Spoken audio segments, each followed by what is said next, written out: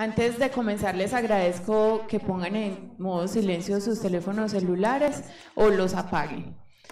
Bienvenidos entonces a Entre Caminos, esta actividad que está enmarcada en el programa de Viernes Intercultural que realizamos todos los viernes acá en la Universidad de Antioquia. Es un programa liderado por la Escuela de Idiomas en el que semanalmente abordamos temas relacionados con la lengua y la cultura. En esta oportunidad, entonces, tendremos el panel Lengua y Diversidad Cultural en la Comunidad Anglófona. En esta oportunidad nos acompañan Luca Tomaso Catullo. Él es magíster en enseñanza del inglés como lengua extranjera y actualmente es el coordinador del programa de fomento del plurilingüismo. Nos acompaña también Claudia Gutiérrez, quien es magíster en enseñanza de aprendizaje de lenguas extranjeras de la Escuela de Idiomas y actualmente es docente en el programa de licenciatura. También está con nosotros Janet Ortiz, también es magíster en enseñanza de aprendizaje de lenguas extranjeras de la Escuela de Idiomas, donde se desempeña como docente del programa de licenciatura. Nos acompaña finalmente Jaime Usma, él es coordinador de la maestría en enseñanza de aprendizaje de lenguas extranjeras, también de la Escuela de Idiomas. Entonces les damos la bienvenida a todos ellos y por supuesto a ustedes por haber respondido positivamente a esta invitación. Bienvenidos de nuevo.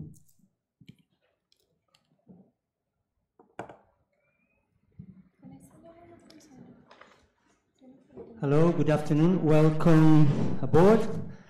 Today's presentation is split in 4 different parts.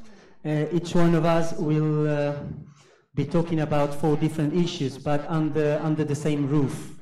So my part concerns the philological side of the language. So it wants to outline how a series of Germanic dialects have grown at the point to become a global language. Each one of us will be talking around 15 minutes. After that, we'll be starting a session of questions from you and among each other as well. So this is my, let's say, my index in such a way. British history and sociolinguistics. Celtic languages heritage in today's English, the Roman age and the Latin, the Anglo-Saxon period language education and main characters, the influence of the Old Norse in the English language, and eventually French words in the English language. So let's get started. It is overwhelming to realize that English is a series of different languages mixed up together. So at present we may find 29% of the words that we use in English coming from the French, 29 from the Latin, 26 from Germanic languages. There are also languages such as the Greek, which is a classical language. We have 6% of the words used in English nowadays coming from the Greek. We have two very relevant, such as cinema and theater. There are two Greek words. And our journey starts with the Celtic period in Britain. We cannot really say, claim a precise date when this started, but experts, scholars, let's say, have the assumption that the Celtic period starts in Britain in the so-called Iron Age around the 600 BC before Christ, and it arrives until 50 AD with the foundation of a famous city such as London. The Romans founded London and call it Londinium in the year 50 AD. So what we know is that the people we call Celts gradually infiltrated Britain over the course of the centuries between about 500 and 100 BC. There was probably never an organized Celtic invasion. These tribes originally came from the center of Europe, and they had no idea, they had no feeling of a united nation. These are two maps of the Celtic Britain around the 1st century BC. As you can notice, the names are in Latin. So we have Caledones up there on your left, Caledones. At that time, Scotland was named Caledonia. So the populations there were the Caledonians, the Picts, the Scots.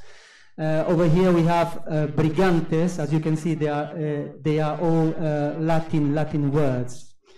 At present, we have 6 different Celtic languages still spoken nowadays. They are not dialects; they are languages. We have the Gaelic Scots, Gaelic Irish. As you can see, monks coming from an island called the Isle of Man, it's a place between England and Ireland. Then we have the Welsh, the Cornish from Cornwall, the south of England, and eventually the Breton from the north of France. These 6 languages are still spoken nowadays. The Roman period, the Emperor Claudius with his legions arrived in England, well, in this so-called England. Nowadays, at that time, we had no England. The Romans call it Britannia. So he arrived in the British Isles in 43 AD, and the Romans stayed for nearly 4 centuries, between 406 and 410. Before the Roman invasions, we can say that the Roman established cultural and economic links with continental Europe, and also introduced new developments such as agriculture, urbanization, industry, and architecture. And the Romans gave the language, the Latin, still in church, it's still spoken. So this is a rough idea of the Roman Britain in the 1st century, if I'm not mistaken. And some relevant and magnificent constructions are Hadrian's Wall, begun in the year 122. It runs for 84 miles, it means 135 kilometers. And this wall was built in order to protect the legions from the barbarians. The barbarians was the Caledonians, so the Scots. 20 years later, the following emperor, Antonine, moved this wall. He built another one some kilometers ahead. But there are no relevant ruins of this wall. So if you go to England, nearly with the border with Scotland, you can really visit this magnificent Hadrian's Wall. And then our journey goes on with the Anglo-Saxon. The Romans had to go back to Rome because Rome was at that time being attacked by the barbarians. German tribes mainly.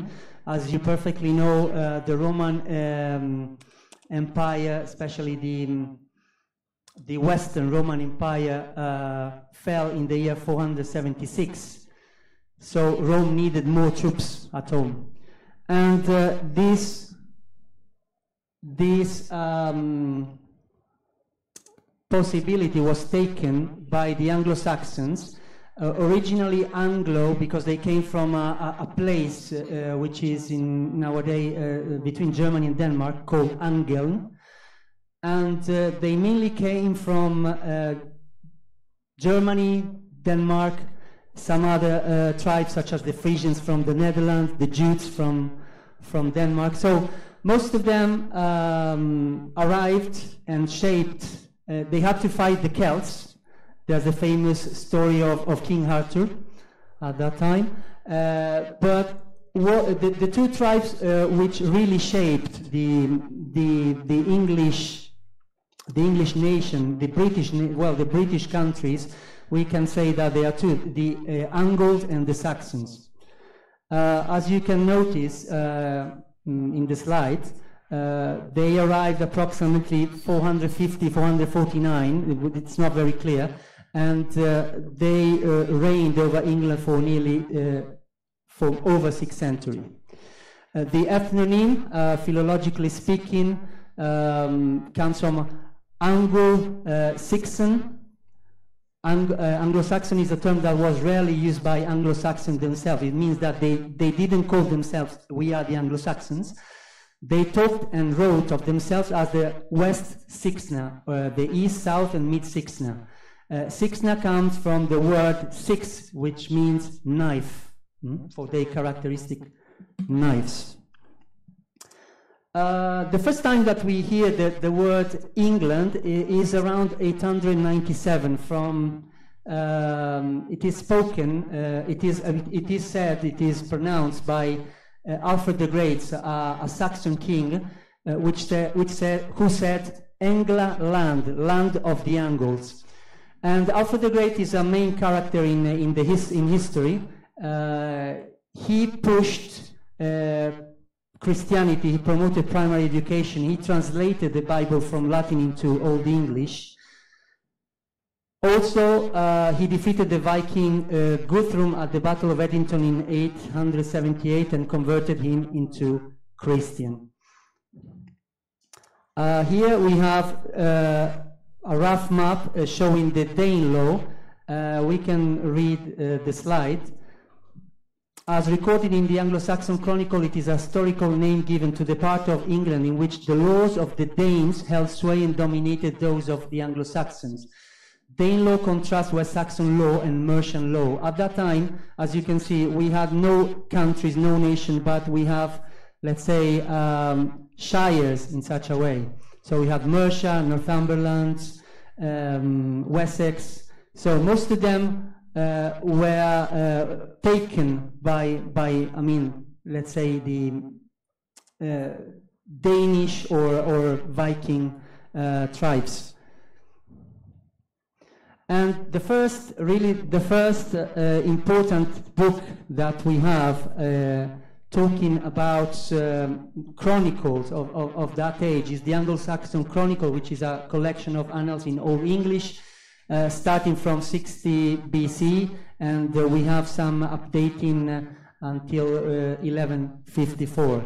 I would like you to hear, I would like you to listen to a couple of, well, probably a couple of minutes or so. This is a speaker who imitates the 975 AD let's say English accent. So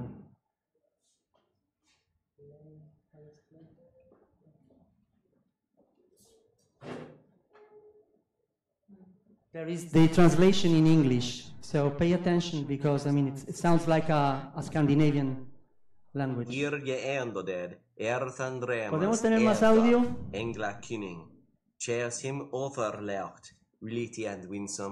Anthis wache forlet, lief this lane.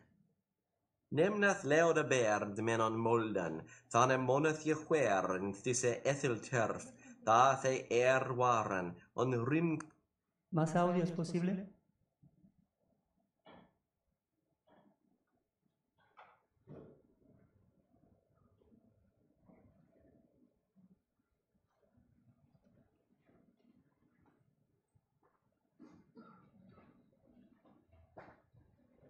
No puedo salir de la... No, no puedo salir de la... Entramos con esos encontrados. Sí.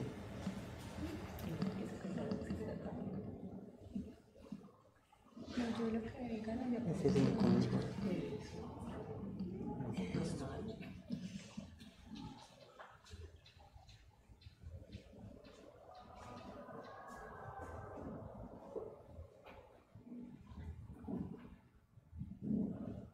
So native language reading part of the Anglo-Saxon Chronicle. Hier je endoded, Erthandremas Edgar, Engla Kynning, Cheers him overleucht, Reliti and winsome, and this wache forlet, lief this lane. Nemnath leuda baird men on molden, thane monath je huern, thisse ethel turf, thathe waren, on rimkrafte, rykte je tagene. Julius monath, there se gonga je wat, on thone actethen die, Edgar of life, berne berchife. Feng his bear and sithan, tall kuniricha, shield Okay, so how does it sound? Very Scandinavian. It's coming from the Old Norse. Right, these are some words coming from the Anglo-Saxon. We have husband, master of the house. We have house, morning, street, boat, apple, day, many others. And then we have the Viking Age. The Viking attacked the coast of England in 793. Mainly they were famous for pillage. So they attacked, they slaughtered people, took things away, and they returned to their land. It was mainly a matter of land. But little by little, they started getting into the British, the English kingdoms mainly, and we have the ethnonym of Viking. There are 5-6 different options, but I mean probably the most relevant, or one of them, is the first one.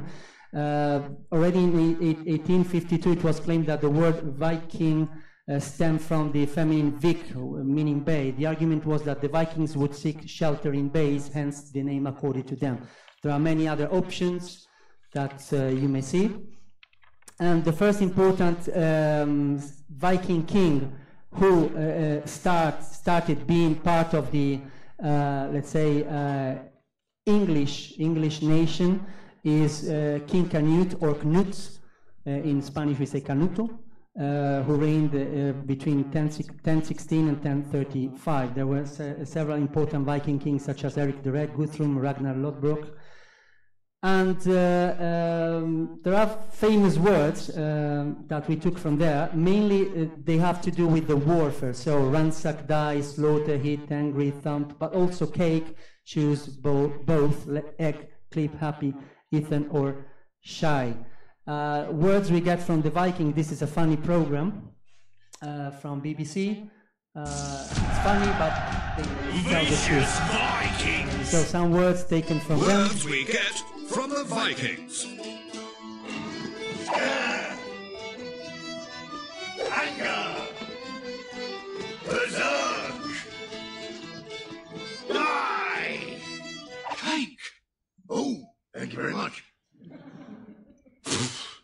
Rotten. Mistake.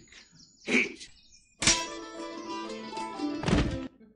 And we arrive we reach the final part with the Normans. In 1066. William the Conqueror invaded England from France. As you can see, Normans come from Northman, so men from the north. They had Viking blood in their veins. And England started being a nation led by, let's say, by the French Normans. For nearly 3 centuries, belonging to the English upper class meant speaking French. The Anglo-Saxon still spoke their Middle English, Old English and Middle English, and Latin was spoken in church. There's a famous canvas called the Bayeux Tapestry, which relates the Battle of Hastings fought on 14th October 1066. It is, let's say, a representation, a depiction from the Norman point of view. And this canvas talks about the battle,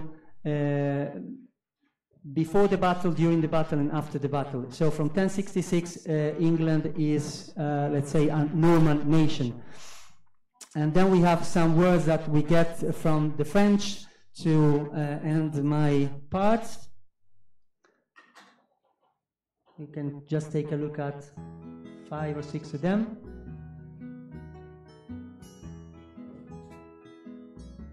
So we have ballet. Ballet. Ballet.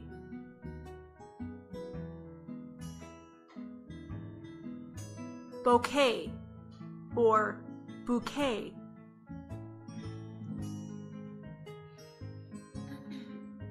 Boutique. Boutique. Cafe. Cafe. And well, that's all for my part. Next presentation will be in charge of Professor Claudia Gutierrez, so thank you very much indeed. I'll try.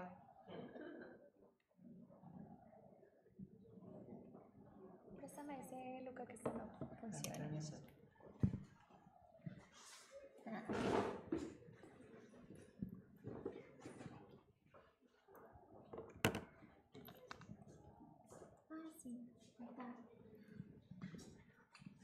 Okay, so for this part of the presentation, I would like to take you guys from this historical recount where, we find that kind of English was born, to kind of take you in a road to analyze how English has come to be this language that has taken over many other countries. And we would find that basically, inevitably we would have to talk about British imperialism and colonization. English didn't spread around the world by accident or because people started to decide that that's the language they wanted to speak, but because through this imperialism, then British people started invading several countries, thus taking languages to these countries. So when we go to North America, and by this we also mean Canada, of course, we find that French was a language that was spoken there, and after all this process, then Quebec is the only one that basically survived, having this like as a strong language, but then English is the language that basically took over this territory. Then the Caribbean, and San Andres is not like an exception to this, right? So that's how we have Creole getting to be what it is. Australia. So Captain James Cook got there. They spoke their indigenous languages, but then English was brought through this colonization process. Same that we have with New Zealand, South Africa, South Asia, then West Africa. And now we have that in many of these countries, despite the languages that they spoke there, English somehow later became an official language. And I guess this is something that not many people know. And that's what I would like you to focus on in my presentation. This idea that English is a language that's spoken in those countries that traditionally come to our minds. The USA, Canada, England, Australia, but we rarely think about Sierra Leone, Ghana, Nigeria, Cameroon, where English is one of the official languages. English is spoken in these countries. So many people start saying like, oh, I want to improve my English, so where should I go? And I don't think many people would suggest India or Nigeria. And that's what I want you to start thinking about. Why not? Why don't we think about these countries? So we can send, people to improve their language level, like their English level, to Kenya, Uganda, Zimbabwe, and why not India, right? If you look at these countries, all these countries have English as an official language. Jamaica, Papua New Guinea, I don't even know how to pronounce that country, the Guyana, Cayman Islands, so Barbados. Did you know this? Were you aware of English being spoken as an official language in all these countries? Not many people know that. So somehow we started having these tensions when it came to languages. And it is that while people came, through this, there's something else in how languages got to these places, and it's that imperialism, colonization, that was just one of the reasons, but then we cannot deny that through this industrial revolution, advertisement, the cinema, music, then English started reaching far, like some other countries, right? But then we started having some tensions there. And it's that for some people, English is the language of these countries, the USA, England. English belongs to these countries. So people started developing this idea that that's the correct English. That's the English we should be teaching and learning. That's the real English. So what happens to Nigeria? What happens to India? Is that real English? So we would have that with this idea of ownership of English also develops an idea of appropriate pronunciation, appropriate accents, registered style, and we have these publishing companies, standardized testing industry, which is not helping in this conversation. Because when you take a standardized test, would they value English, these Englishes, from these other countries, so many countries that we saw? Or are they looking for a standard, and look at my speech marks, ways of speaking English, right? So now we started having people not only looking for a type of English that's supposed to be correct, but also looking at this concept of native speakerism. I want to study English with a native speaker because they're the ones who know the language. But then a native speaker from where? And again, nobody would think that, or most people wouldn't think that a teacher from Nigeria is a native speaker of English. Where would native speakers come from? Native speakers of English. And we go back to those countries that we said at the beginning where real English is spoken. But then, how? This is a question that I would like to pose to you today, and it's, who owns English? Who does English belong to? And pay attention to your answer. Because if your answer is obviously to England and the USA, then I would necessarily ask you, who owns Spanish? And if your answer before was England or the USA, you have to tell me that Spanish belongs to Spain. There's no other way around that. And that what we speak in Colombia, in Venezuela, in Argentina, that's not real Spanish. Real Spanish comes from Spain, the same way real English comes from the USA and England. So please tell me that's not the answer that you gave to my previous question. Because this brings into question that concept of correctness and standard and what a right language is and what the right way to speak something is, like a language is. And then we would have to claim that languages belong to certain countries and that what other countries speak is just some variation of that, but that's not really the original language. Luckily, to join this conversation, we have these people working on these theories of language who understand that languages evolve and that there isn't a standard English the same way there isn't a standard Spanish. There are languages that evolve as they get in contact with other languages as time passes by. So we have this guy, really smart guy, Kakru, I believe it's how we pronounce his name, and he started talking about these circles. How in the inner circle we would have these countries that are traditionally associated with English, and in the outer circle we would have countries where English is spoken as an official language. And in this expanding circle we would have other countries where English started being spoken as the most popular foreign language, right? But these circles have nothing to do with ownership, just with, how language is seen in these different countries. And then this guy comes up with the idea of world Englishes. World Englishes is some term that has been explored in different senses. And the first one is just like people who use this terminology to refer to global English or global Englishes, to native Englishes, and then people, like different scholars would name it singular or plural, right? Depending on how they see it.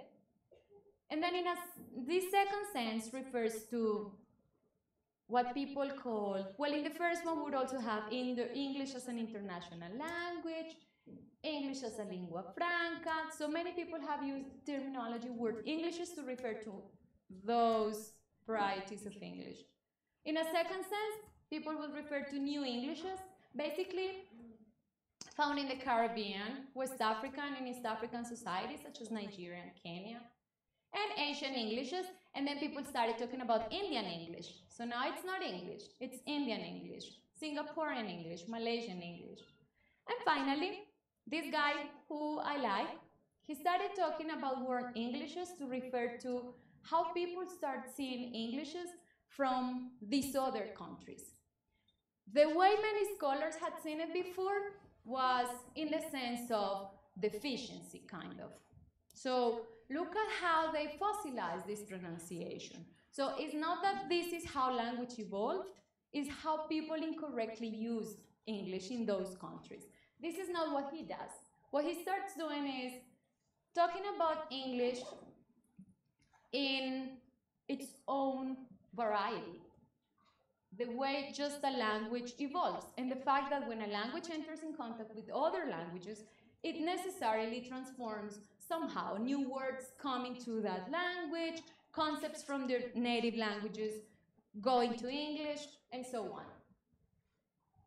And from this perspective, language belongs to those who use it as their first language, and to those who use it as an additional language. Either you talk about a standard form or a local form of this language. The same way that English, like this author says, English is not, that we cannot talk about English as a possession of the English. We need to see that it involves our questioning of the propriety of claiming that English from one area is more correct than English from another area. So this cannot be a matter of comparing English from this country with English from this other country and saying like which one's correct. Because that's basically comparing like two languages that are different, and you wouldn't do that, right? So every time we start thinking about where I want to travel to improve my English or my French, because then this is not something that goes only for English, right? French would fall into the same category. Or when you think about registering your course with a native speaker or with a Colombian teacher, and if your mind goes right away for the native teacher, then this is showing how we started valuing some cultures, some people, some ways of being over some other ways. And then that should go back to us, like some of us, some of you will be teachers. And how do we position our teachers when we prefer one person from an English-speaking country over a Colombian teacher? Who's superior? And is that really what we should be looking for?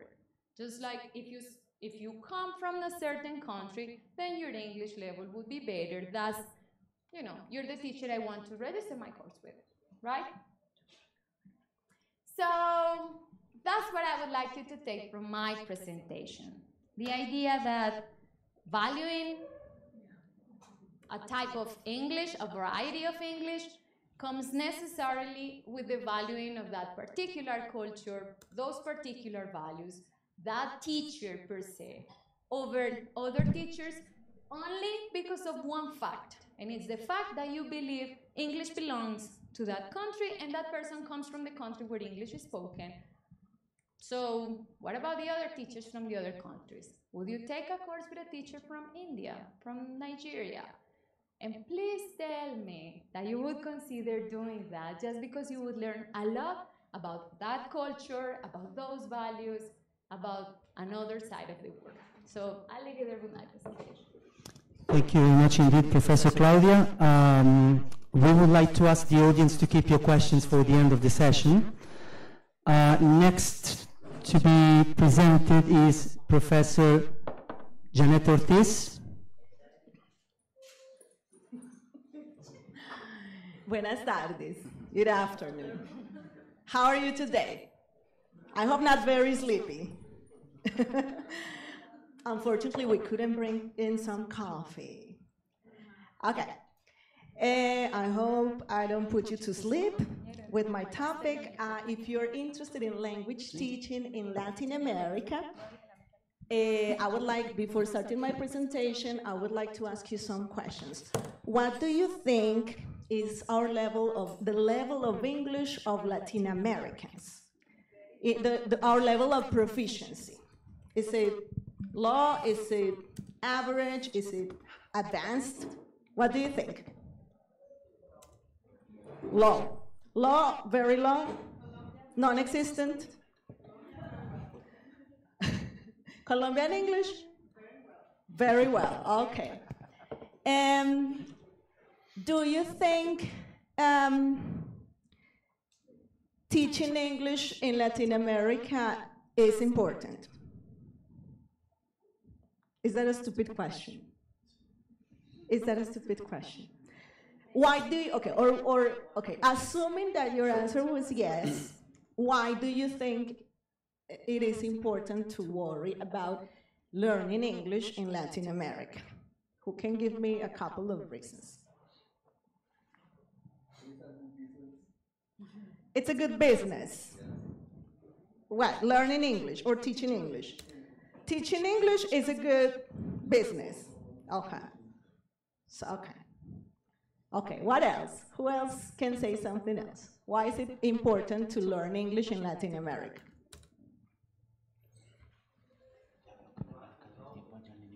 To access knowledge, okay, very good.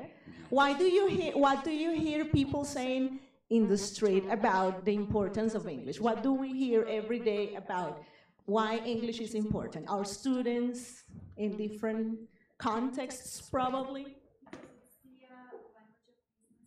It's the language of business. Mm-hmm.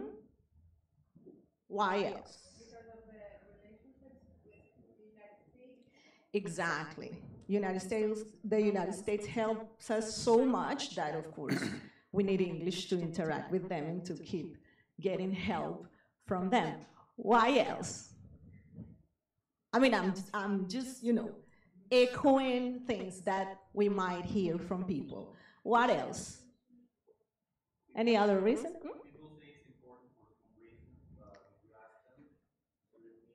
Uh-huh.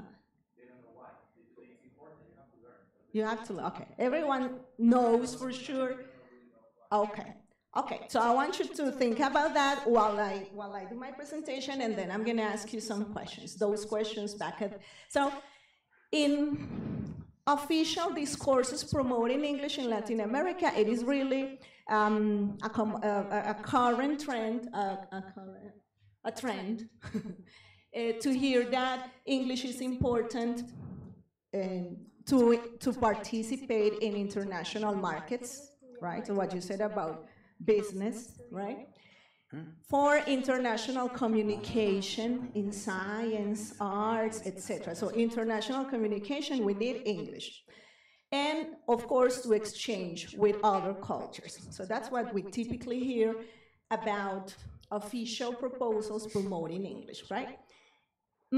What maybe many people do not think about is that this view of English or this way of promoting English reflects a neoliberal ideology that is characterized by very specific objectives. Opening markets is the first one, right? Privatization, I think we're very familiar with that. Individual choice, you're free to buy, you're free to choose, right? Apparently, you're free to choose whatever language you want to learn, but everywhere you go, it's English, the language that is offered, right? And also individual accountability. If you're not successful in this world, it's because you didn't do enough, right? It's your responsibility. It's not the state's responsibility. So that's the tendency of this ideology. And of course, from this logic, English is the hallmark. English is the the sign of this view of the world and international contact as a market, right? I don't know how to handle this. Oh, thank you. Okay, so let's see if you got it right. That's Latin America. What you see in yellow are the countries that have a low level of English according to the Education First English Proficiency Index 2017. That was the last test. They tested more than 1 million people through a free test they give people online. And with these 1 million people, how many million people are there in Latin America? By testing 1 million people, they are classifying our countries, right? There are more than 350 million people in Latin America, right? So they tested 1 million people and they classified us. We're low, but Venezuela, it's lower. Venezuela, very low, it's in red.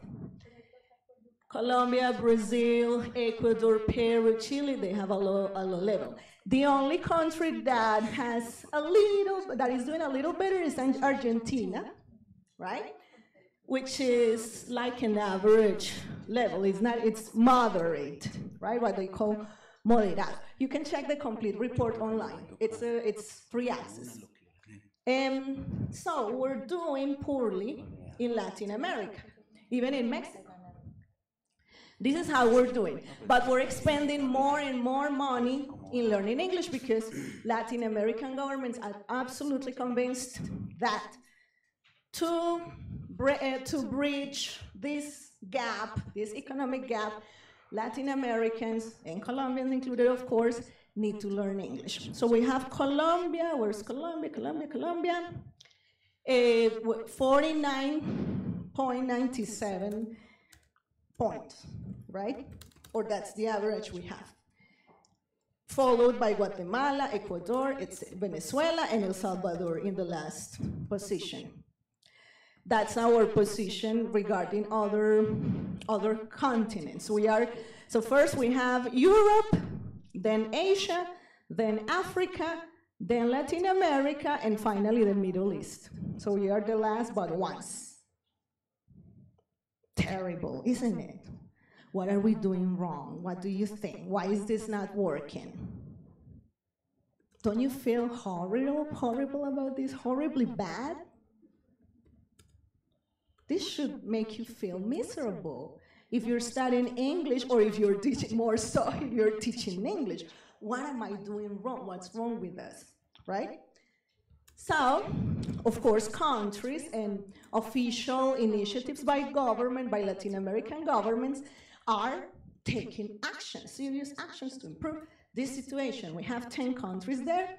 This is another report sponsored by Pearson. And there are actions in different directions. Number one is, of course, making English mandatory for everyone by law. It's got to be by law, so we really care about it. And we have, out of those 10 countries there, Argentina, Brazil, Chile, Colombia, Costa Rica, Ecuador, Mexico, Panama, Peru, and Uruguay, 6 of them have English as mandatory in their curricula, right? And 5 of them have a national plan or strategy to promote the teaching of English by the government or by the ministries of education. They, of course, something really important that we absolutely need to do to improve is setting standards. There are no standards, so we wouldn't know where to go. We need standards. All of these countries, I mean, many of those countries, not all of them, but as you see, 8 out of those 10 countries I mentioned have set standards for learners, what they need to achieve. And then they also need teaching supports, designing new curricula and programs, and we have 5 countries with those that have defined those supports and curricula. The X's you see are countries that are working in that direction, right? Or that, oh no, sorry. How do you say rombo in English? No idea. The rhombus are the no idea. I haven't said that before. So the rhombus are the ones that are working towards in that direction, and the X's are the ones that still don't have the conditions to work in that on that item. Okay, so they have standards. There are also standards to assess or to evaluate student achievement. So not only standards with goals of what students have to learn, but also how we are going to assess their performance. So we have also most of those countries working towards there, and of course, if we're thinking about improving our students' level of English, we have to work first on teachers' qualifications, teachers' proficiency in English, and we have, of course, most of those countries also working on those initiatives to improve teachers' levels of performance in English, because levels in Latin America are very low, as we will see in a minute. Rhombus, oh, thank you so much, I learned a new word. Rhombus, so the rhombuses are working towards that proposal. Just to show you quickly here, those are the different government initiatives in Latin America to teach English at a national level in public education, right? So we have Programa Inglés Abre Puertas in Chile, very nice name. Colombia Bilingüe here, Colombia very well, Programa de Fortalecimiento, so we are the ones that have like the highest number of programs. Costa Rica multilingüe, not bilingüe, but multilingüe. Proyecto de fortalecimiento de la enseñanza de inglés como lengua extranjera en Ecuador. México, Programa Nacional de Inglés. Programa Nacional de Inglés en Educación Básica. Panamá bilingüe. Inglés Puertas al Mundo, Perú. En Uruguay, Ceibal en inglés, right? And we're very familiar with that kind of initiatives because here we have Medellín bilingüe, Bogotá bilingüe, Titiribí bilingüe, and everyone wants to be bilingual, and everything bilingual. Okay, so we have these countries taking different measures to improve, and we have those examples. We already saw the whole chart there, and that's according to a report by the British Council in 2015. But we still have weak areas, okay? According to this report that I told you by Kronkis and Fisbein, sponsored by Pearson, kindly sponsored by Pearson, I have to say, they say that we have to work on proficiency assessment of students. How are like having a more systematic way to assess students' proficiency in Latin America. Of course, we need to improve the proficiency levels in teachers. In most countries, the levels of teachers are very low. Only Costa Rica and Chile, in most teachers achieved a B2 level. But of course, expectations for teachers are between B2 and C2, not even C1, C2. Remember that C2, according to the Common European Framework, is a native-like proficiency, right? Native-like. There are abundant training opportunities, but they are poor quality. Those are like some commonalities found in those reports in those Latin American countries that I have mentioned. Professional development programs there are also many, but they have issues of evaluation and continuity. And teachers, in many cases, do not comply with the qualifications, with the necessary qualifications to teach. And we are very familiar with that in the field of English because we have engineers teaching English, lots of people from other areas who have a good level and decide to teach English, and they just take the TKT and they can do it, right? So, what's beneath all this tragedy? Because it's tragic that we cannot speak English. What's beneath all this landscape of worry. English is sold to us as a language, or has been sold to us as a language with superpowers, right? English, look at this. I took this literally from the British Council's report. English is a priority and a concern in all 7 countries. They did this report on 7 countries. English language learning has a positive association with wealth, education, managerial employment, and international industries.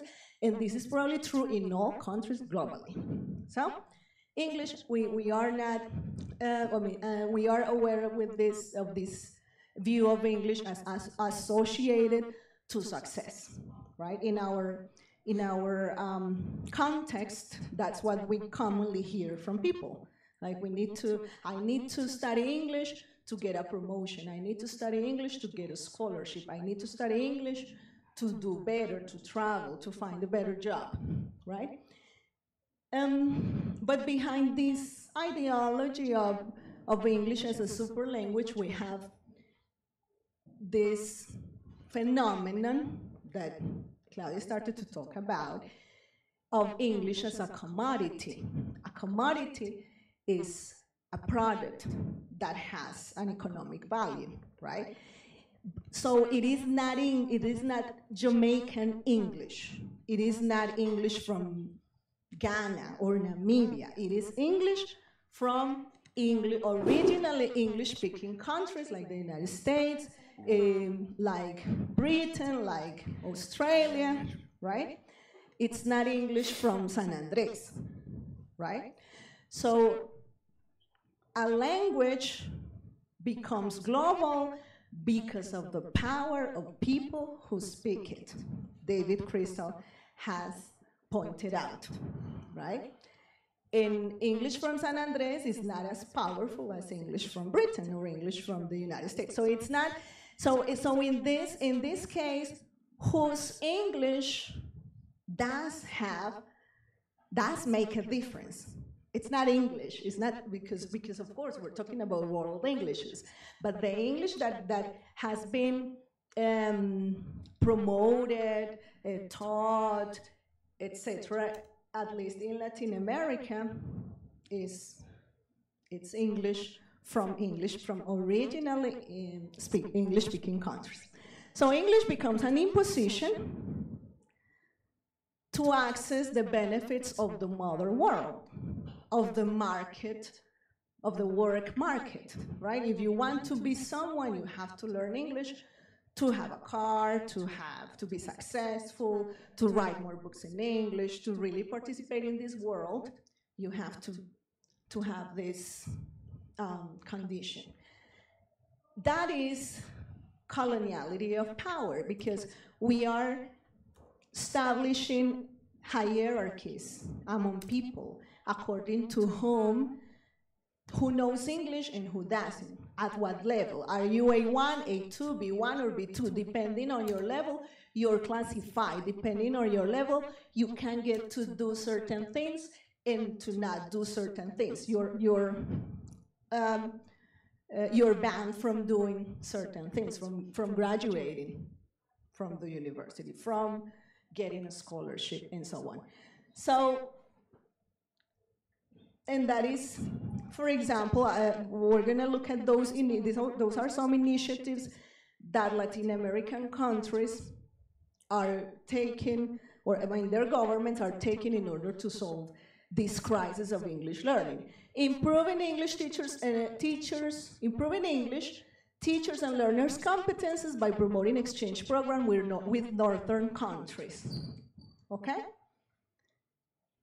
Bringing English fellows from the United States and Canada to teach English.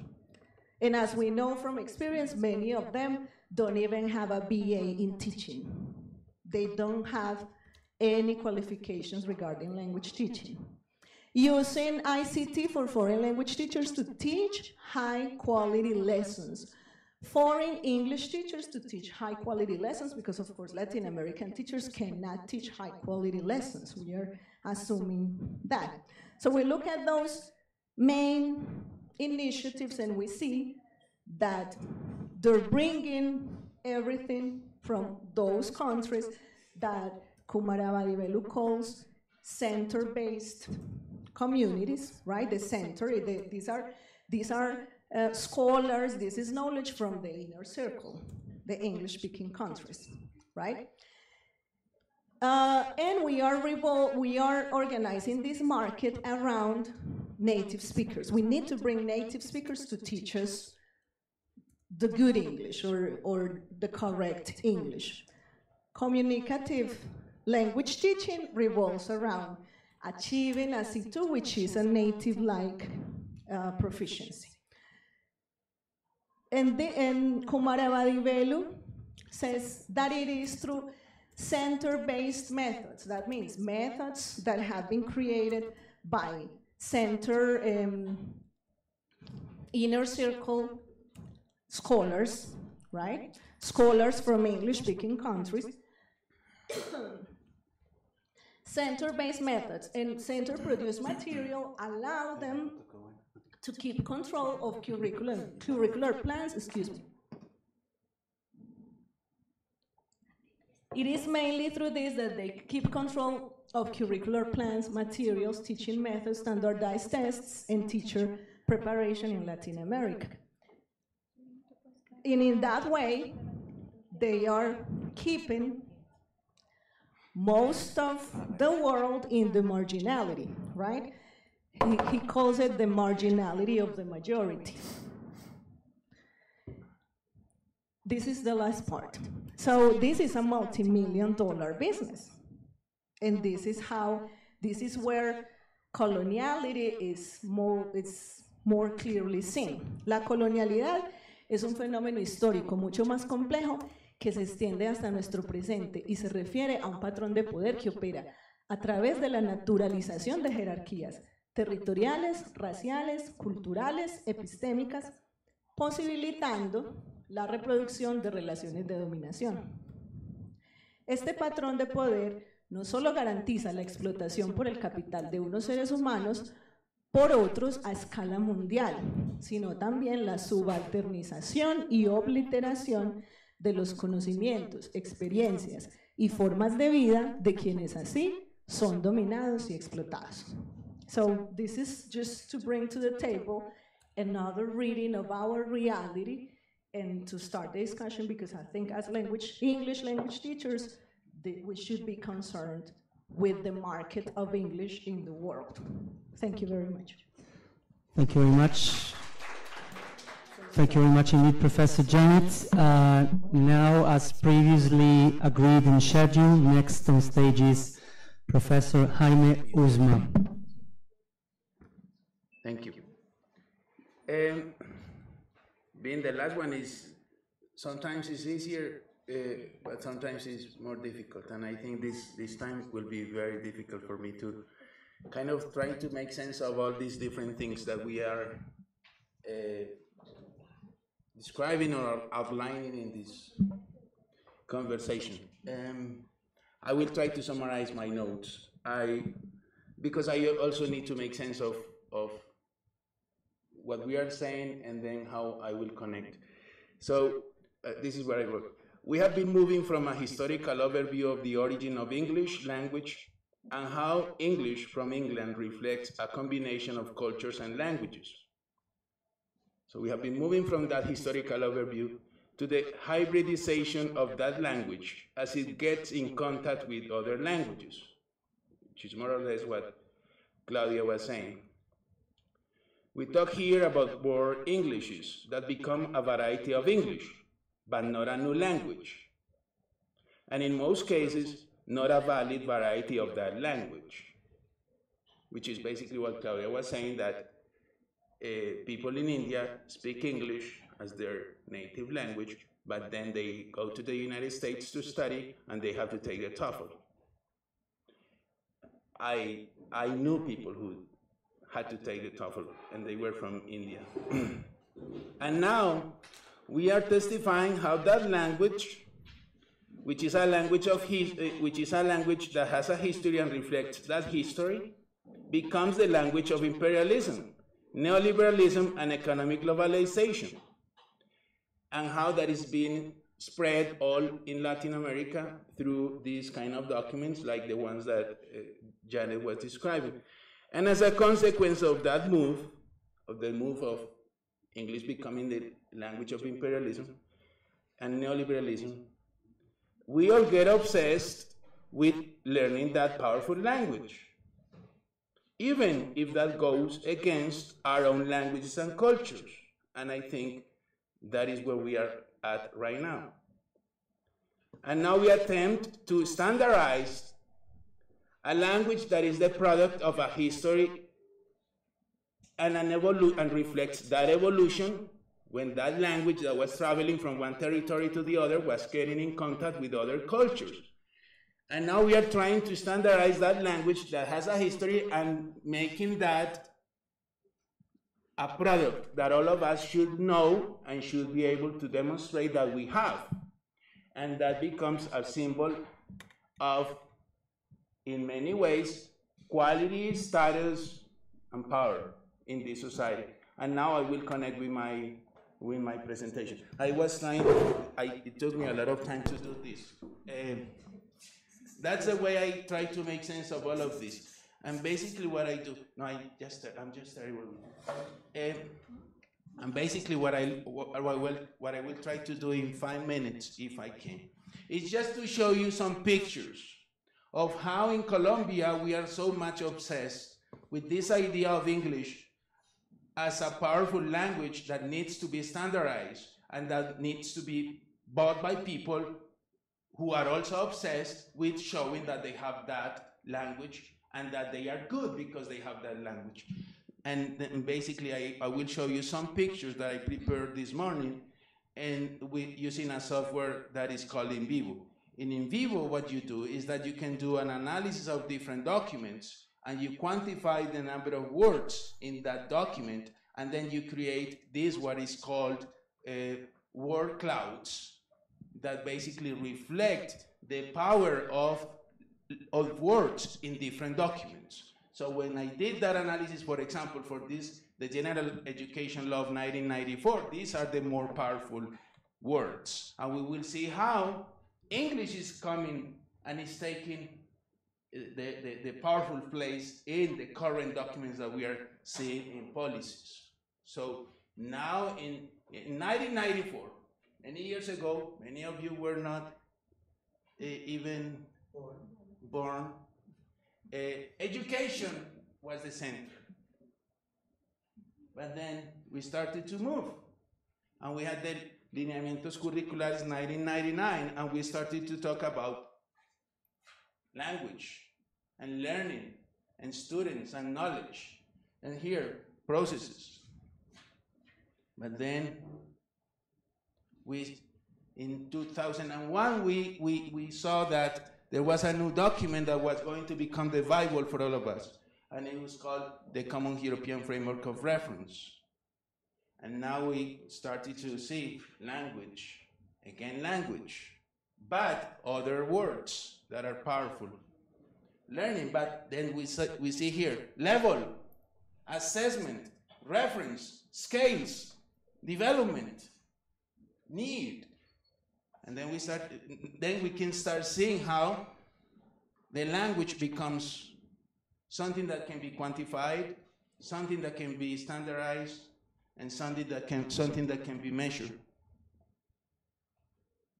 And then based on this, we create national policies that really want to reflect that new way of looking at languages. And then we create the national standards for English, and everything becomes English. Language is here, but here, standards, very powerful. English, standards, and language. And here, more or less, we have here, maybe you cannot read, but this is competencia, textus, nivel. We can see here how the notion of language is evolving. And no, it is not. English is not culture. Knowledge. Vikingos. Not anymore. And now we see National Bilingual Program 2005. English at the center. Language students, learning. But here again, nivel. Niveles. And what about Antioquia bilingüe? Same thing, the same discourse. Modelo. And then bilingualism, but then bilingualism becomes English. See evolution? And then this law, the law of lenguas nativas in Colombia, and then we start to see something different. And then we see lenguas nativas, culture, grupos étnicos, protección, something different. This is more or less like, this reflects what Luca was talking about when he was talking about English long time ago, but not anymore. And then we see the university. The recent academic agreement in the university that basically establishes the new language policy for all the students in this institution. And then more or less, here in the center, English. And then again, all these ideas coming to the university. But this is the latest finding we have. The diversity we have in the university, where we speak 22 indigenous languages. Students here, more than 800 indigenous students that we have in this university speaking 22 different languages. But this is all the dilemmas we have to face. All these discourses coming, and all this new idea of English becoming something that can be quantified, standardized, that is a product, that is clean, that shouldn't be a variety, should be a standard product, and that everybody has to know, and at the same time, living in a country that is characterized by diversity, ethnicity, multilingual context in many places. What are we going to do? And I finish with this. Basically what I see, I didn't know I was going to do this in English, so that's why I put this in Spanish, but that is fine. Evolución e involución, I hope you agree with me. The power of English, linguistic richness, which is not being protected. Can we talk about bilingualism? And then foreign language teachers and their social responsibility, and I hope that with this we can talk about these issues. What is the role that we have to play? Because we can see with these different, at least that is what I see in these conversations, is that we are, I mean, the notion of language that we are getting is evolving, and it is evolving into something that is very much like a product that you can buy, and something that, yeah, this product is good or this product is not that good. Como los huevos, AA, AAA, nosotros es A1, A2, B1, B2, ya. Cheers, Professor Jaime Usma. We would like to we would be very delighted with receiving questions from the audience now, so it's your time, if you don't mind me saying so. For this occasion, I will give you the mic. All astonished. Nobody wants to ask. Please. Okay, thank you very much. Very interesting presentation. Right, when we start thinking about bilingualism especially, the word has been kind of very easily used and taken as other words that have a proper identity and taken into easy context. For example, we talk about philosophy, and then people ask you, what's your philosophy of life? Of course, that's not philosophy, and the same happens with bilingualism. People tend to use the term bilingual just meaning a person who can speak two languages. If you go to a more pure linguistic meaning, bilingual is another thing, right? And the thing that calling, for example, Colombia bilingüe or Medellín bilingüe or Marinilla bilingüe, which is what we hear, imposes certain constraints and certain demands on the part of teachers. Especially we have here a school of languages, and we are educating teachers to be language teachers. So English is here as a dominant language, for many people, and I don't know, this is what sometimes is difficult for me to understand. They tend to kind of demonize the fact that it's English, the one that is imposed. If we were in different contexts, in historical and sociocultural context, would be French, etc., etc. But my specific question for the panelists would be, to what extent is it wrong that we are imposed a language? And I want you to understand my sense. It is not, of course, any imposition should be taken as a cut down of freedom, etc. But to what extent would it be damaging, harming for our cultural identity, the fact of being imposed English as a foreign language? Who wants to answer?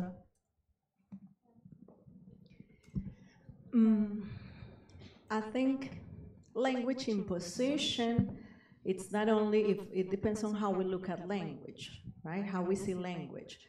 We cannot detach language from culture, right? Language from the communities or from the groups of people who speak that language, right? So it's the question about whose language is being imposed on whom, right?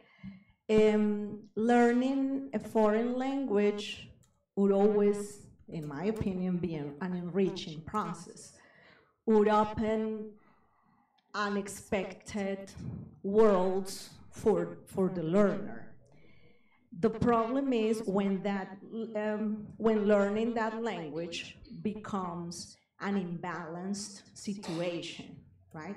So I'm not against learning English or learning another language, right? I'm not saying we shouldn't learn a foreign language because it's foreign, because it's being imposed, right?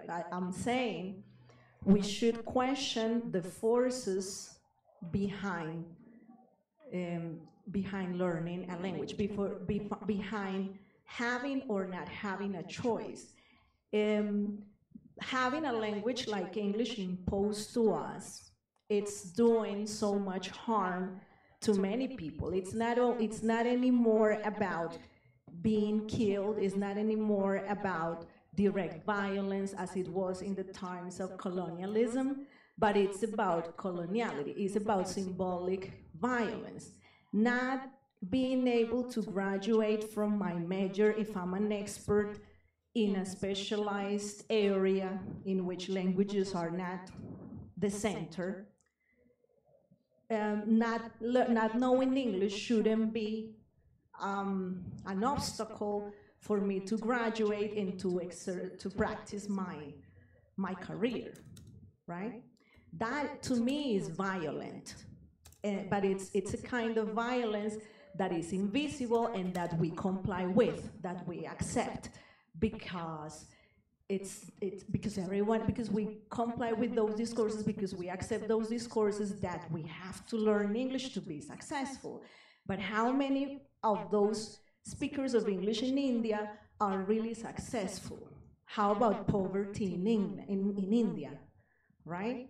So it's about whose English are we teaching? How are we learning? Which methods are we using? What are we talking about when we learn English? Are we talking about them? Are we talking about European countries? Are we talking about Northern countries in our classes in English? I think it's the how, and I think we really need to think of the why as language teachers. More questions, please.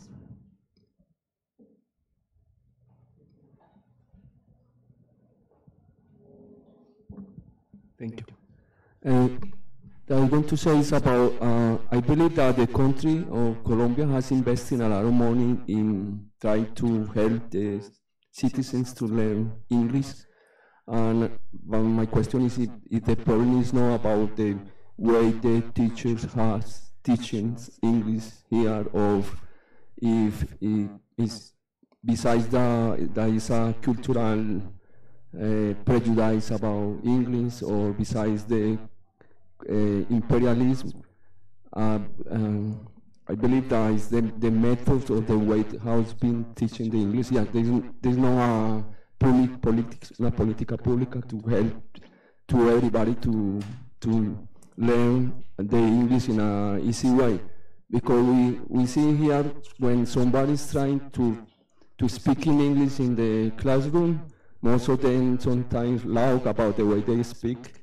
And I don't know if that is the kind of problem too, or sometimes I believe it's a problem with that we all try to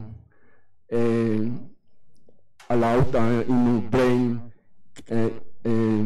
the interpreter or the old one that want to in our mind to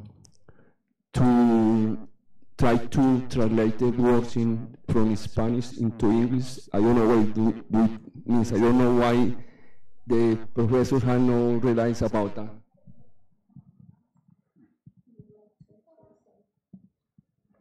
So you refer, like, you want to know why students are not getting like this level, and if it's maybe the way teachers are teaching that's not letting students get there? Well, I don't think that's the case. I actually don't think that responsibility falls all on teachers. Like, at different levels, we have to see realities in schools, for example.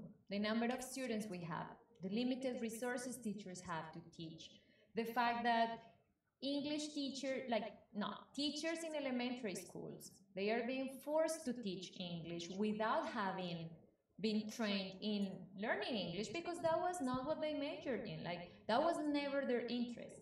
They were elementary school teachers who have to teach all subjects, and all of a sudden then comes this policy that they also have to teach English. So what we have found in different studies is that these teachers have to go learn colors and then come and teach colors.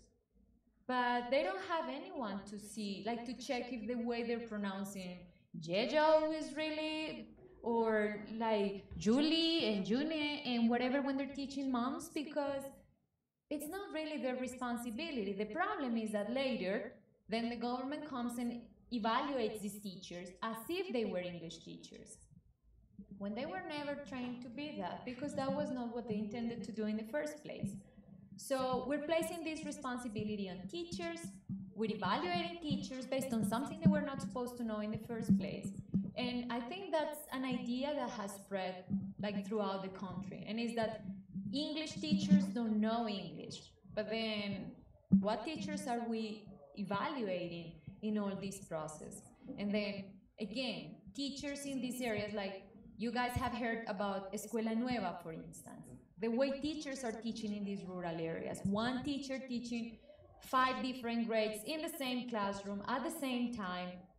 How are those teachers responsible for getting students to learn English and to learn this language? So I wouldn't say that's a responsibility that falls necessarily on teachers. Like, the conditions are not being given by these. We have all these policies, but we don't have the conditions to make those policies really work in education. I would like to ask you something.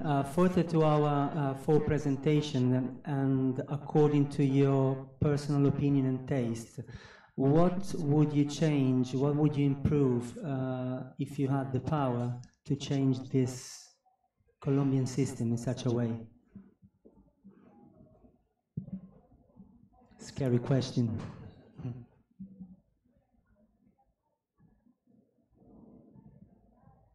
I want to say something related to that. In the countries I showed you, Latin American countries that have English as a compulsory subject in education at large, we have 8 out of them for which English is mandatory, including Colombia. We have Argentina and Brazil. In Argentina and Brazil, studying a foreign language is mandatory, but they do not set English as the foreign language to study in Argentina and Brazil. Brazil has policies that are more careful about or more caring with their own languages. So they are giving more importance to Portuguese, to their language. And that's reflected in the policies, and that's reflected in different national initiatives. So these two countries, for example, seem to have a different view. Although in Argentina, English is not mandatory in education. Many schools decide to teach English, right? But they still have a choice.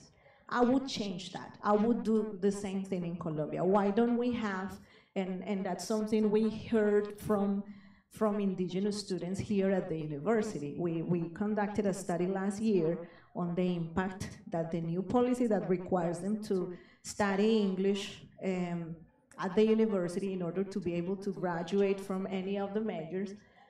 We asked them about their opinions regarding that policy, and one of the main things they referred to was precisely, why don't they give us a choice? Why does it have to be English? We don't hate English, we would like to learn English, but not all of us. We would like to study our own indigenous languages. We would like to study another indigenous language. Where are our languages in this policy?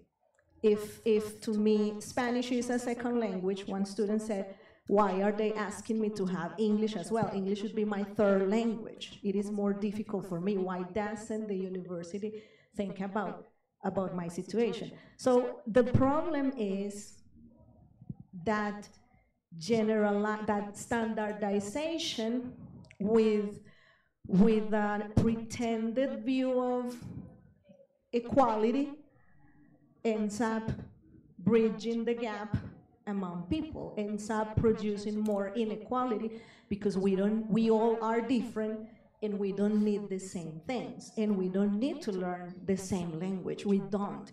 Here at the university, we have different majors that have other needs. We have students of philosophy that read a lot of German texts or texts in French. Do they need English as much as they need French or German? Although they are European, philosophers, you would question that in a different way. Like, what about, do they read about Colombian philosophers? I hope so.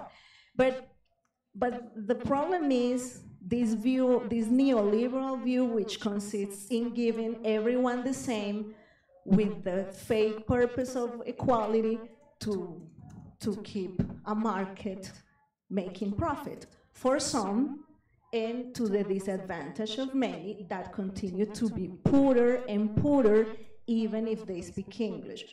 Our professor Uzma, who is a celebrity here and around the country, and is taking notes, he has conducted studies that have concluded that, for example, English in Colombia goes hand in hand with social class. English is a social class issue. And when I was reading the report by the British country, by the British Council in 7 countries, that was a pattern too. In those 7 countries, English, like people with a higher level had a higher level of education, and the higher the social class and the higher the level of education, the higher the level of English. So we see that learning English, it goes hand in hand with economic power, So this continues to be a power issue. It's not just learning about the culture, traveling. Power is at the center of this issue. So I do think that's problematic, because there's an imbalance in the relations when a language is imposed on me, and if I don't learn that language, I'm gonna have serious consequences for my future. Or at least so they tell me, so that I pay to learn it, so that I invest more.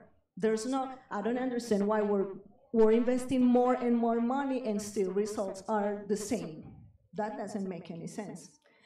What have been the results of the fellowship program? They brought 600 fellows last time. How much money did they spend in paying for those fellows' tickets, accommodation, a better salary than our own teachers here? How much money did they spend on that?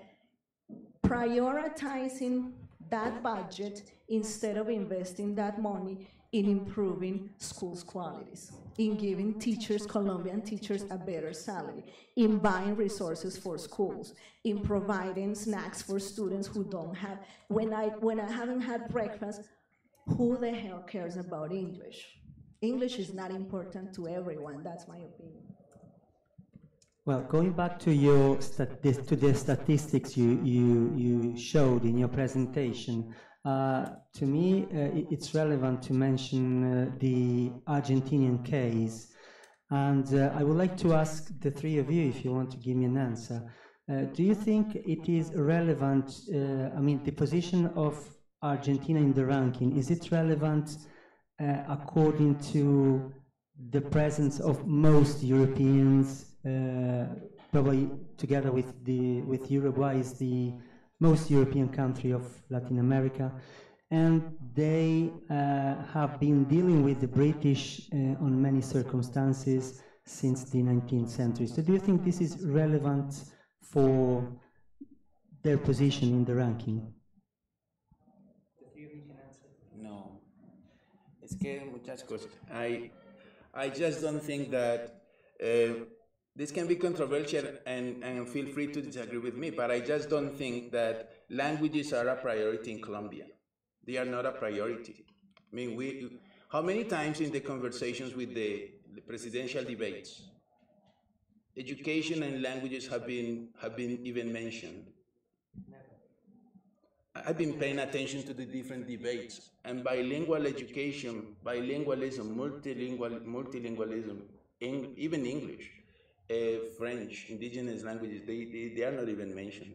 I mean, they are not a priority in a country of war like this. They are not a priority in a country of corruption like this. So I don't think that languages are a priority for the government in Colombia. And they are not a priority for people. And but language policies, they have become a means to introduce a number of discourses that are now being repeated by people. Janet was asking some questions, and we just see that we have been internalizing those discourses that are coming through policy. Does that mean that people really care about languages? I don't think. But you repeat one idea so many times that then you believe it is true. And that repetition of ideas, what we really know is that represents benefits for some people and limitations for most people. And then we can see that in a university. I was in Cali yesterday in an academic event, and I was talking with some people in Universidad, and they were telling me about the requirements for admission in that university, and they were telling me that they don't have an admission exam, and they were proud of that. And they were telling me that what they have as the main criteria for admission is the prueba saber. And I was wondering, does that mean that if you do well in English, you have more possibilities to be admitted in this university? Who is getting access to English, to a good level of English that will allow them to get a good result in the ICFES? So people don't really care about learning English, but the way that the fact that these policies are now changing, for example, the national exams, that has a lot of implications for many people who might be very intelligent, but they don't care about English. They didn't have a good preparation for English, and they do bad in the ICFES exams. And then they are not admitted in a public university because they don't get the scores. So the same here. You can be very intelligent, but if you can do a lot of research experience, publications, many things, but if you don't know English, then you are not admitted as a full-time professor here in this university.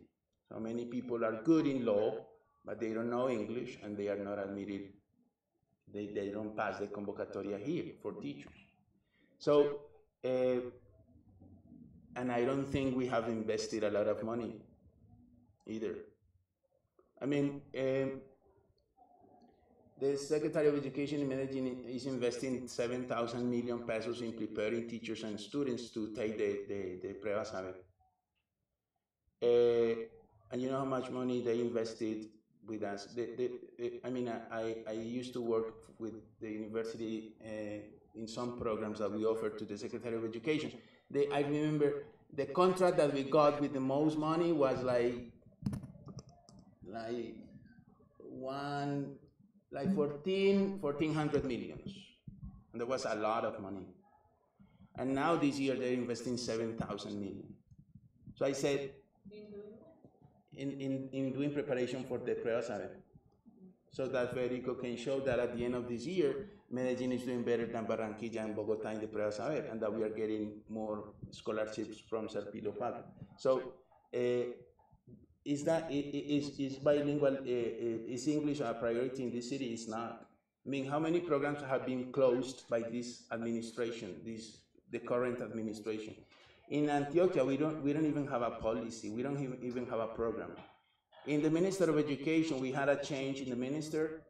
Janet Jiha came, and she just basically closed the program. The only program they have right now is the fellows, the English Teaching Fellowship program. But they have that program just because they had the resources from the previous year. So it's not a priority, and we are not investing a lot of money. But when you have these powerful ideas coming into people's minds, then people start to believe that that is true, and then they start saying, oh, yes, we have to study English, we have to study English. You go to talk to a dean here in this university, and you ask, you think English is important? And they all the time say, yes, it is. And then, would you agree with reinforcing a policy that requires people to take English as a graduation requirement? They say yes, of course. And then you go and ask people if they use English when they go and work as professionals. They never use English. And then you will go and ask people, do you get more money as a salary because you know English? They no. And then you go and talk to a person in an industry and say, is English a requirement to be accepted in the company? Yes. Do you get more money if you know English? No. Do you always use English? No. So why is that a requirement? Just because people believe that English is important. So it became a discourse that is having an impact on a lot of people. That's my take. And that is more dangerous than physical violence or exercise of power. Discursive power is more dangerous and damaging than physical power. Just ask Uribe. How come people vote for this kind of people who have been doing so many terrible things in a country like this? It's just the control of discourses through different ways. Like, many things to say. There's a question? Upcoming question? No way? No way, Jose. One more thing about the investment. The British Council, when the government started, the last 3 initiatives on bilingualism by the government, they hired the British Council as their advisors to evaluate teachers and learners and to tell us how low our level was, of course, in teachers and students, and also to design a program for teacher training around the country or for professional development of teachers, to design tests, to design the books together with a group of Colombian experts, the book that they're using in high schools called English Please.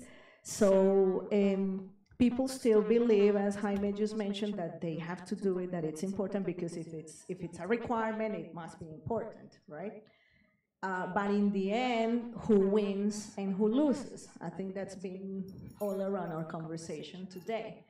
Who wins, who really wins, and who really loses, and what do you win what do you gain when you learn a language? That's a question that I think it's very valid when you're making a decision. But again, why does it have to be the same to everyone? Who benefits from giving the same to everyone and from having people believe in these discourses? I think that's very clear. And I think they've made a lot of money, even if the government is not investing so much as the previous administration. They have made lots of money, not only in Latin America, but all around the world. These are what what Kanagaraja calls Western agencies. Native speakers of English-speaking countries may, finish high school and decide to go to any country around the world to teach English. And if they come here without any qualifications in teachers, they will probably earn more than a teacher here with a master's degree, than a language teacher here with a master's degree. And we as English teachers, we have witnessed that in different institutions. So that would be my question. Who really wins something and who loses? But it doesn't, I would just, because I don't want to get the idea that I'm against languages. I believe languages are important. They have given me a lot of possibilities. So how come I'm going to say that languages are not important? But the way they are being promoted is what I think is wrong. And it's giving a wrong impression to people. I mean, languages are really important for many different purposes. But just telling people that in order to be competitive, you need to learn English, then that is completely wrong. And then repeating that idea is just something that we need to counteract and question. Languages are really important. All of us should know other languages. But should we all learn English only? Should we all learn a language if it has an economic power? I don't think so. Should other languages be the requirement, the main criterion for admission in a university like this? No. I mean, that's what I think is wrong. But it is because all these ideas are being so powerful that all of us are now believe that that is what it is, and I don't think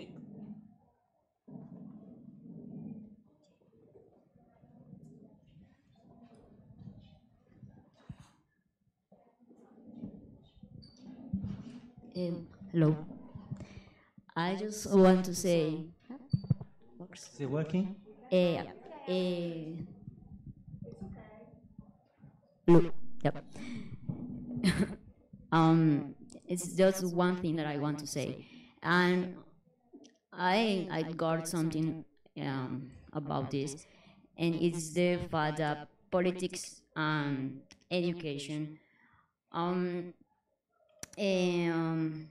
conceive a mental colonization.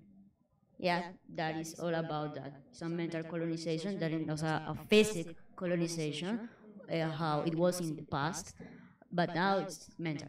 Yeah, and that mental colonization is supported by business most of the time. Most of the time, it's business because our government are concerned that our people need to learn English because we have a lot of agreement with United States. So we need people for working and for working with companies, with American companies. So in that sense, politics need people who speak English.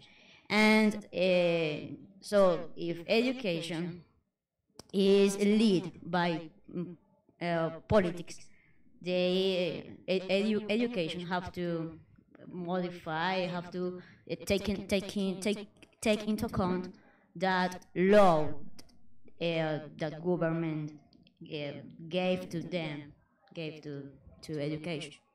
But I think that the fact is about business, because they are concerned about really that. And I have I had to listen. In 2020, China will be the country that will lead the economy. And I don't know, I want to ask you about that. Do you think that maybe in some years we will be Chinese or English will be deployed? Will be deployed. I'm not sure if China will be later like that power leading languages and economy. I think the sad part here is that certain countries, including Colombia, are always responding to those foreign demands, and we don't question that. If you ask your parents, they would probably tell you they had to learn French when they were in high school. That was the language. They didn't know why. French was very relevant. And all of a sudden, it was not French anymore. Now it's English. So it might be Chinese. It might be as like if we don't question those logics coming from other countries, though that powerful idea of learning something just because they say is what you should learn. It could be Russian, it could be Chinese, it could be any language. And we're always like responding to that without questioning those facts. And I think that's the sad part. We're like, being moved along, like whatever other agendas other countries have, and we just go in that line. And Colombia is not really taking some informed position in regard to those foreign policies. We're just doing whatever they tell us we're supposed to be doing. And I don't think that's the way it should be.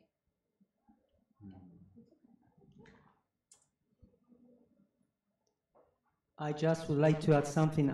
Me as a foreigner living here and being half British, half Italian, but I mean, I guess it is very relevant to consider that here the first bilingualism should be with the native languages, which are part of this culture. English is a beautiful language and it needs to be spoken beautifully as well as many other languages. But first of all, we have the native languages which might be taken into account. So that's all for today's session. I would like to thank Professor Janet Ortiz, Professor Claudia Gutierrez, and Professor Jaime Uzba for these amazing presentations. I would like to invite you next week on Thursday, the 3rd of May, for a student presentation here about the Victorian novel. They will be reading part of The Picture of Dorian Gray by Oscar Wilde. So you're all invited on the 3rd of May here. And also the 4th of May, on Friday, we have Cineforum in English with the movie Fried Green Tomatoes. So thank you very much indeed for staying with us, and see you soon.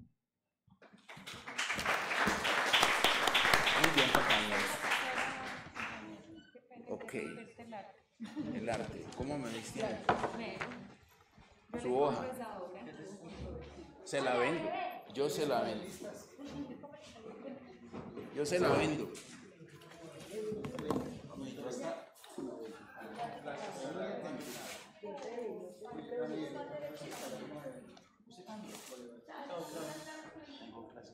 Chao. Chao. ¿Cómo vamos? Chao.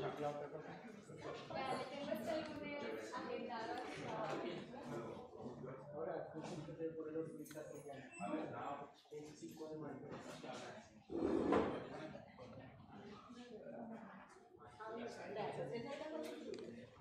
esas sí.